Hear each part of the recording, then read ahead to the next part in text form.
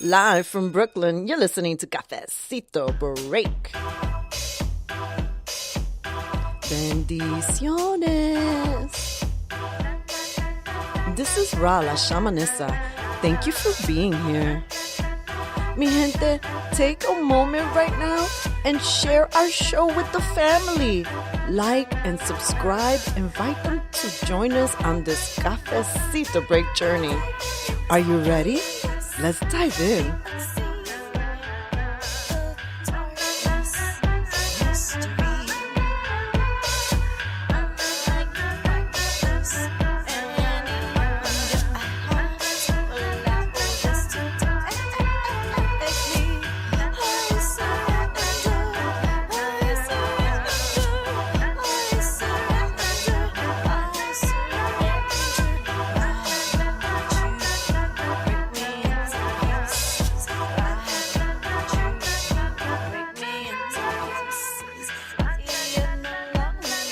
Welcome back to Cafecito Break. This is Ra, la shamanessa. I hope that you guys are feeling pretty delicious. I am freaking excited. It is so beautiful here in NYC. We're having that spring weather. I've got my cafecito. This is my second cup. That is part of my confession this morning. And my other confession is that I miss Ruti Guten. Ruti Guten is a bit under the weather, so we're sending her love. Help me send her so much love and healing blessings. It's difficult not to do the show without her because it feels like I'm missing an important piece in this Monday morning experience. But I know that I'm not completely by myself. I know that you are here with me, and I really appreciate that. So, some things to talk about. Guess who had a birthday? Little Cafecito Break. She was born March 2012 via WBAI 99.5 FM. And our first show was called Are You Hearing the Wild Woman Call?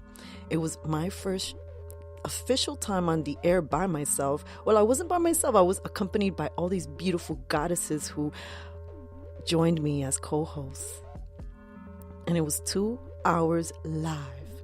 And now the story of how that happened unfolded in the way it unfolded, and it is such a crazy story. We'll leave that for another day, but I just wanted to take a moment and celebrate her here with you.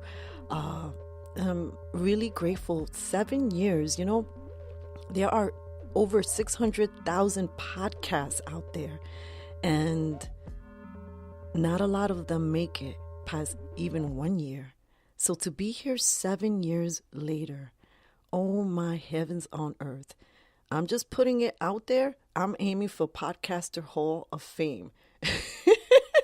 One must dream big, So, Cafecito, happy birthday. She was born in March. I got that extra fuego. It was a reminder that I really love doing it live. So this podcast was later born in October of that year as a weekly live podcast. And other than taking little breaks here and there, we've been going strong. So thank you, everyone who has been a part of this journey, all the people who have come by as guests, as co-hosts. We love you. Thank you, my sister Alex Perez, for being such a strong producer, for listening to all the ways I go into my Cafecito Break madness. If you are a podcaster, I was wearing a shirt the other day that I received from Spreaker. So shout out to Spreaker. I'm loving hosting the show here live. It sounds freaking amazing. Shout out to Rob Greenlee and all of the Spreaker family. I really it's classy all the way. And that's one of the things and reasons I love being a part of the Spreaker family. And my podcast, if you want to listen to any of the old shows, visit cafecitobreak.org and you will hear all of the shows that we have. There's not all of them, but it's a lot of them. Cafecitobreak.org. And we're hosted on Blueberry. And a shout out to Blueberry. I love that podcast plugin. My favorite. They're also another class act. So shout out to Todd from Blueberry and the Blueberry family. I want to start out with a quote. Never be bullied into silence. Never allow yourself to be made a victim. Accept no one's definition of your life, but define yourself. This is by Harvey Fierstein. I'm going to read that again because it's so powerful. What a powerful way to start Monday. Never be bullied into silence. Never allow yourself to be made a victim. Accept no one's definition of your life, but define yourself. Harvey Fierstein. I pray that I got his name correct. This is such a powerful quote. It reminds me of what drives this engine in Cafecito Break, what drives the women of Cafecito Break. I also want to take a moment to celebrate all of my sisters, all of the women. It is March. We are celebrating your sisters day. And if you want to take a moment and celebrate these sisters over here, like, share, subscribe our podcast with the world. We are an independently produced podcast. And if you're tuning in for the first time, welcome. If you're tuning in again, guess what? We have a new format.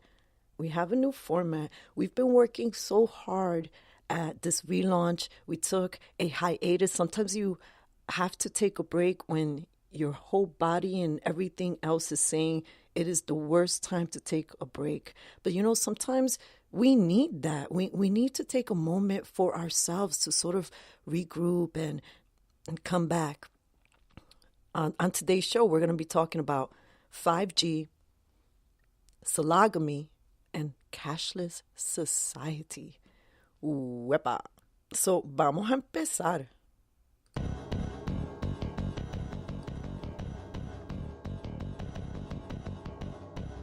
All right. So my first report is going to be about 5G. ¡Qué escándalo! ¡Qué escándalo! Are you guys aware of 5G? Because this is what I hear from my friends when they're telling me about 5G.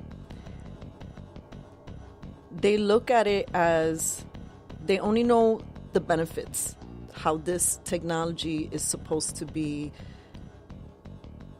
faster. But I feel pretty content with how fast I get my information on the internet, how quickly the information gets downloaded. So this is an article that I found on Waking Times by Terrence Newton. So if you want to follow along, go visit Waking Times, and its prominent biochemistry professor warns 5G is the stupidest idea in the history of the world. Now, one of the things that I am grateful to be witnessing in this society is that I'm starting to see that a lot of people are starting to speak up more about 5G. Now, I'm aware that not too long ago, President Trump tweeted that he wanted 5G and even 6G. Now, I don't know if he was mocking or he was being serious, or that was his way of putting this 5G idea into that Twitterverse in a more public way.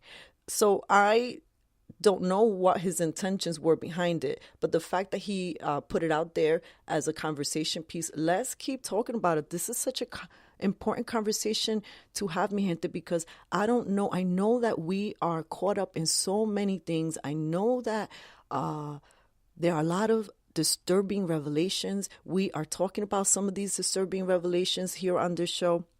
But one of the things that a lot of people agree that is alarming concern is of 5G. So let's read some of what this article has to say. The international rollout of fifth generation wireless technology, 5G, is well underway despite increasingly vocal opposition from scientists and medical professionals who are desperately trying to warn us of the well-documented dangers of 5G.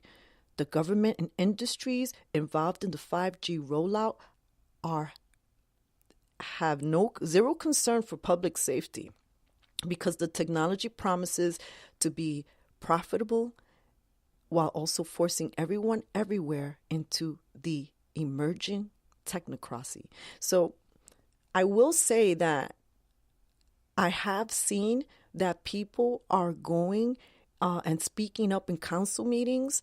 They're going to community board meetings. So if you're an activist, if you're always that person in with your local politician, this is a concern that we who are learning about this, we should, as best as we can, try to bring it to the awareness of our local politicians, because they may not be aware of this. A lot of times we point fingers, we get so angry. Why are they talking about this? Why are we talking about that? And believe me, there are people who are constantly in their ear all of the time. I go visit my local elected friends, and I can tell you that I always see regulars, people who stop by, doñitas, doñitos, those pain in the ass activists, and I mean that with the most loving respect, but the squeaky wheel gets the oil. And if there is something that we are very concerned about, like 5G, let's bring it up. Let's not assume that they know, because everybody's plate is full. Everyone's plate is full. We're all overwhelmed and overloaded. Like, I was thinking this morning, like, when did life become so much more full? I mean, how did my parents who had less of an education, less ability to reach for more money, how did it seem that when I was growing up, there seemed to be more time for everything, more time for family time, more time to chill, more time to talk, more time to fight, more time to dance? What the heck is happening to our world today? There's no time for everything. We're doing everything at the same time. We're multitasking like crazy. We're burning the candle at both ends. Technology keeps advancing, which is great, but what's not advancing is our human-to-human communication, the soul expansion. What's going on there? Why are we having such a hard time? Why are the numbers of are increasing in anxiety, in depression, in suicide, in drugs? This is not to point fingers. This is to say that we're an aching society. That yes, we have all these advances and modern beauties, and that, like, how many people are Netflixing and chill. But the other perspective is, I have a friend who his TV broke, and he was sharing the story that at first it felt really awkward because in the meantime, between replacing the TV, he realized that he hadn't really been participating in those quiet time activities because the TV had become the center of their universe. How many of us can say that? I can relate that too. The TV is the center of the living room. But with this story that I'm telling you, they realized they had more quiet time together. They were more relaxed. They were reading. They were having deeper conversations with one another. So this is how we balance it out. But I digress. Let's talk about some of these points in this article that I want you to know about. So back to this article about 5G. Adding to the voices of dissent is Martin L. Paul, PhD, and Professor Emeritus of Biochemistry and Basic Medical Sciences at Washington State University. In a study and presentation, he took a closer look at 5G technology and issues a major warning for all of us. Putting in tens of millions of 5G antenna without a single biological test of safety has got to be about the stupidest idea anybody has had in the history of the world. I would like to repeat that one more time. Putting in tens of millions of 5G antenna without a single biological test of safety has got to be about the stupidest idea anyone has had in the history of the world. Martin L. Paul. The report offers